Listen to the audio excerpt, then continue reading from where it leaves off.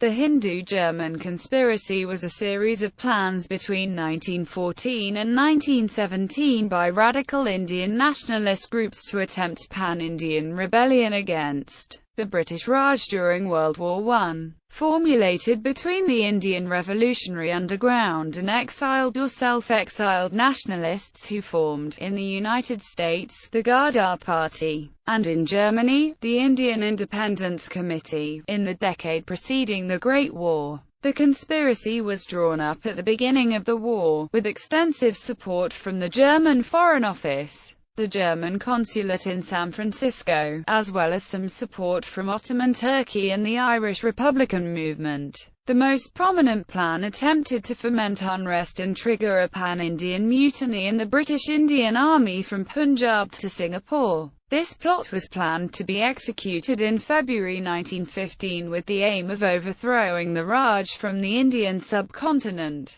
The February mutiny was ultimately thwarted when British intelligence infiltrated the Ghadarite movement and arrested key figures. Mutinies in smaller units and garrisons within India were also crushed. Other related events include the 1915 Singapore Mutiny, the Annie Larsen arms plot, the Jibantara German plot, the German mission to Kabul, the mutiny of the Connaught Rangers in India, as well as, by some accounts, the Black Tom explosion in 1916. Parts of the conspiracy included efforts to subvert the British Indian Army in the Middle Eastern theatre of World War I. The Indo-German alliance and the conspiracy were the target of the worldwide British intelligence effort, which was successful in preventing further attempts. American intelligence agencies arrested key figures in the aftermath of the Annie Larsen affair in 1917. The conspiracy resulted in the Lahore Conspiracy case trials in India as well as the Hindu-German conspiracy trial, at the time the longest and most expensive trial ever held in the United States.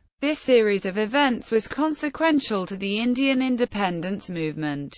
Though largely subdued by the end of World War I, it came to be a major factor in reforming the Raj's Indian policy. Similar efforts were made during World War II in Germany and in Japanese-controlled Southeast Asia, where Subhash Chandra Bose formed the Indisc Legion and the Indian National Army respectively, and in Italy where Muhammad Iqbal Shedder formed the Battaglione Azad Hindustan. Background: nationalism had become more and more prominent in India throughout the last decades of the 19th century as a result of the social, economic and political changes instituted in the country through the greater part of the century. The Indian National Congress, founded in 1885, developed as a major platform for loyalists' demands for political liberalization and for increased autonomy. The nationalist movement grew with the founding of underground groups in the 1890s. It became particularly strong, radical and violent in Bengal and in Punjab, along with smaller but nonetheless notable movements in Maharashtra, Madras and other places of South India. In Bengal, the revolutionaries more often than not recruited the educated youth of the urban middle-class Bajrala community that epitomized the classic Indian revolutionary, while in Punjab the rural and military society sustained organized violence. Indian revolutionary underground. The controversial 1905 partition of Bengal had a widespread political impact, acting as a stimulus for radical nationalist opinion in India and abroad. It became a focal issue for Indian revolutionaries. Revolutionary organizations like Jibantara and Ushalan Samiti had emerged in the 20th century.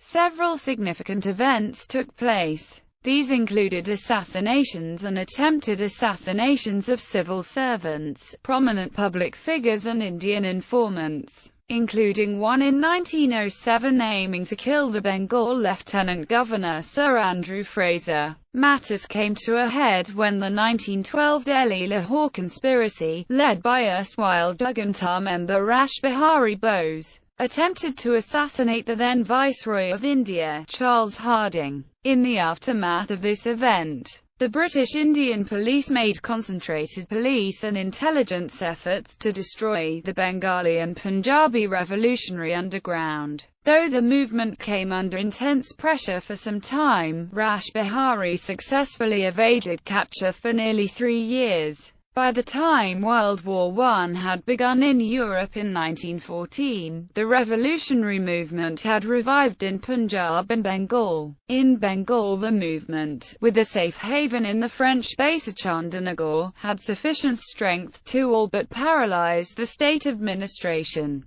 The earliest mention of a conspiracy for armed revolution in India appears in Nixon's report on revolutionary organization, which reported that Jatin Mukherjee and Narayan Bhattacharya had met the Crown Prince of Germany during the latter's visit to Calcutta in 1912, and obtained an assurance that they would receive supplies of arms and ammunition. At the same time, an increasingly strong pan-Islamic movement started developing, mainly in the north and northwest regions of India. With the onset of the war in 1914, the members of this movement formed an important component of the conspiracy. At the time of the partition of Bengal, Shyamji Krishna Varma founded India House in London and received extensive support from notable expatriate Indians including Madam Bikaji Kama, Lala Lajpat Ray, R. Rana, and Dadabhai Nauroji. The organization, ostensibly a residence for Indian students, in reality sought to promote nationalist opinion and pro-independence work. India House drew young radical activists of the likes of M. L. Dhingra, D. Savarkar, N. Chatterjee, P.T. Acharya and Lala Hardale. It developed links with the revolutionary movement in India and nurtured it with arms, funds and propaganda. The authorities in India banned Indian sociologist and other literature published by the houses, seditious. Under V. D. Savarkar's leadership, the House rapidly developed as a centre for intellectual and political activism and as a meeting ground for radical revolutionaries among Indian students in Britain, earning the moniker, the most dangerous organisation outside India, from Valentine Khairol. In 1909 in London, M. L. Dhingra fatally shot Sir W. H. Curzon Wiley, political aide-de-camp to the Secretary of State for India. In the aftermath of the assassination, the Metropolitan Police and the Home Office rapidly suppressed India House. Its leadership fled to Europe and to the United States of America. Some moved to Germany, Hardale and many others moved to Paris. Organizations founded in the United States and in Japan emulated the example of London's India House. Krishna Varma nurtured close interactions with Turkish and Egyptian nationalists and with Clan Nargale in the United States. The joint efforts of Muhammad Barkatullah, L. Joshi and George Freeman founded the Pan-Aryan Association, modeled after Krishna Varma's Indian Home Rule Society, in New York in 1906. Barkatullah himself had become closely associated with Krishna Varma during a previous stay in London, and his subsequent career in Japan put him at the heart of Indian political activities there. Amidst a growing Indian student population, erstwhile members of the India House in London succeeded in extending the nationalist work across the Atlantic. The Gaelic American reprinted articles from the Indian Sociologist, while liberal press laws allowed free circulation of the Indian Sociologist. Supporters could ship such nationalist literature and pamphlets freely across the world. New York increasingly became an important center for the Indian movement, such that Free Hindustan, a political revolutionary journal closely mirroring the Indian Sociologist and the Gaelic American published by Taranath Das, moved in 1908 from Vancouver and Seattle to New York.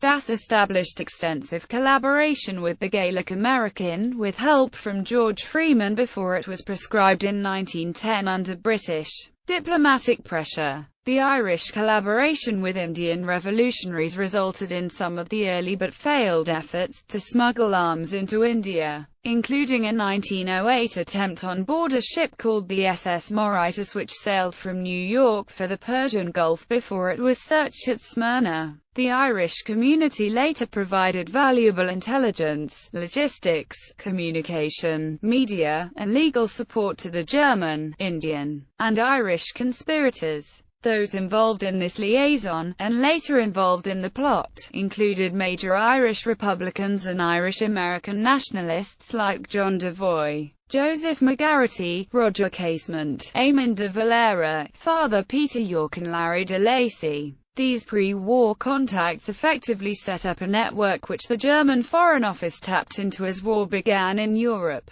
Ghadar Party large-scale Indian immigration to the Pacific coast of North America took place in the 20th century, especially from Punjab, which faced an economic depression. The Canadian government met this influx with legislation aimed at limiting the entry of South Asians into Canada and at restricting the political rights of those already in the country. The Punjabi community had hitherto been an important loyal force for the British Empire and the Commonwealth.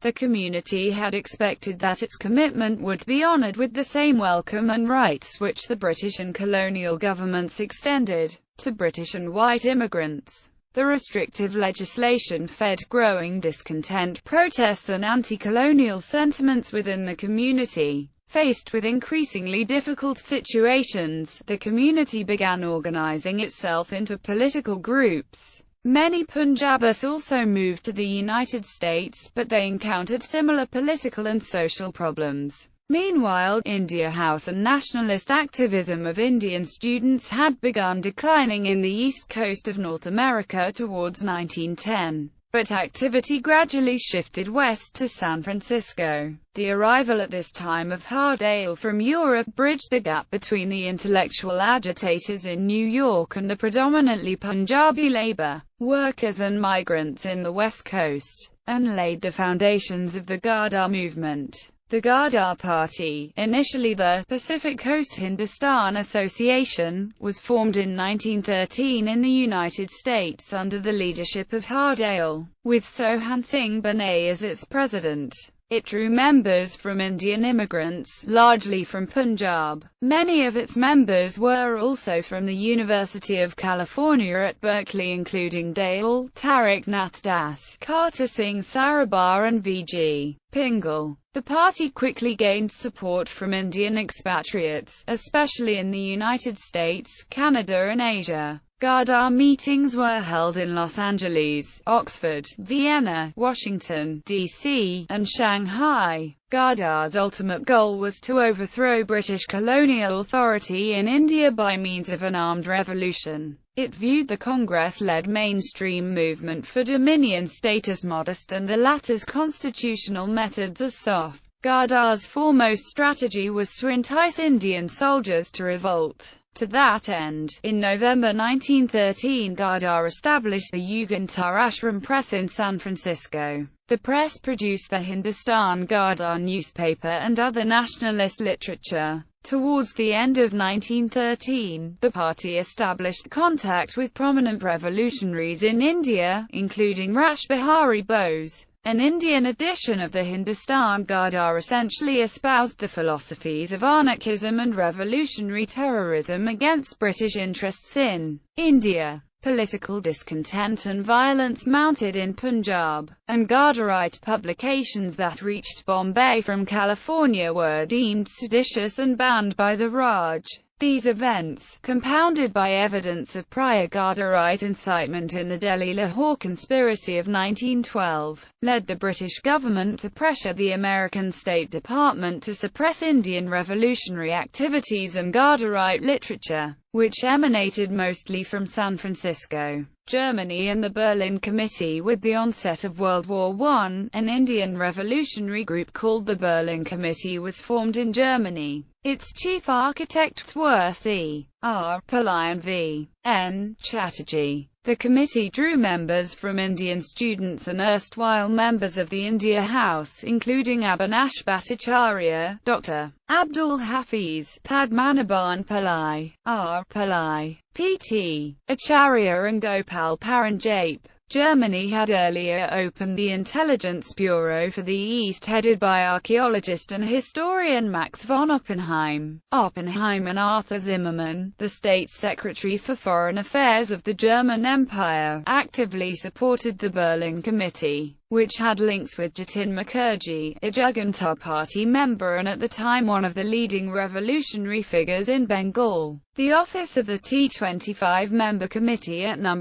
38 Wielandstrasse was accorded full embassy status. The German Chancellor Theobald von Bethmann-Hollweg authorized German activity against British India as World War I broke out in September 1914. Germany decided to actively support the Ghardarite plans. Using the links established between Indian and Irish residents in Germany and the German Foreign Office, Oppenheim tapped into the Indo-Irish network in the United States. Haldar had helped organize the Ghadar Party before his arrest in the United States in 1914. He however jumped bail and made his way to Switzerland, leaving the party and publications in the charge of Ramchandra Bharadwaj, who became the Ghadar president in 1914. The German consulate in San Francisco was tasked to make contact with Ghadar leaders in California. A naval lieutenant by the name of Wilhelm von Brincken, with the help of the Indian nationalist journalist Tarak Nath Das and an intermediary by the name of Charles Lattendorf, established links with Bharadwaj. Meanwhile, in Switzerland, the Berlin Committee was able to convince Haldar that organizing a revolution in India was feasible.